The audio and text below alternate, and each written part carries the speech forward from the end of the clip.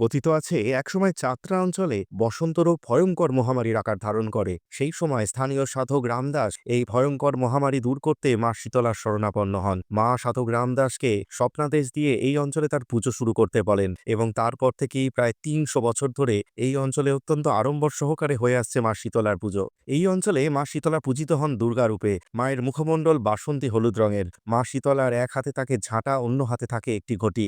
মায়ের দুপাশে আছে দুই সখী। দুর্গাপুজোর মতোই ষষ্ঠী, সপ্তমী, অষ্টমী, নবমী এই তিথি মেনে এখানে মায়ের পুজো করা হয়।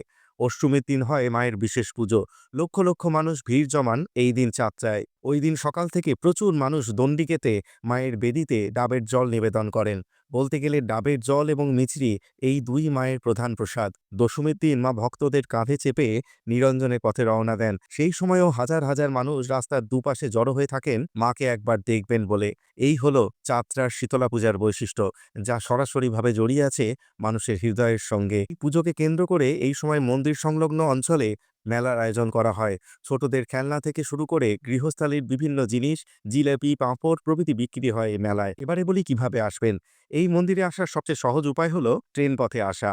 হাওড়া বর্ধমান মেল লাইনে শ্রীরামপুর স্টেশনে নেমে আপনি টোটোতে চেপে এই মন্দিরে চলে আসতে পারেন। তবে আপনি চাইলে সড়কপথেও ব্যক্তিগত গাড়িতে এখানে আসতে পারেন। পুজোর এই কদিন এখানে মূর্তি এনে মায়ের পুজো করা হলেও সারা বছর কিন্তু ঘটে মায়ের পুজো হয়। তাই আপনি চাইলে বছরের যে কোনো সময় এই মন্দিরে আসতে পারেন। আর এখন এলে মায়ের এই সুন্দর রূপ আপনি দেখতে পাবেন। তাই আর দেরি না করে তাড়াতাড়ি চলে আসুন। আর ভিডিওটি ভালো লাগলে শেয়ার করে অনেক অনেক মানুষের কাছে পৌঁছে দিন। ধন্যবাদ।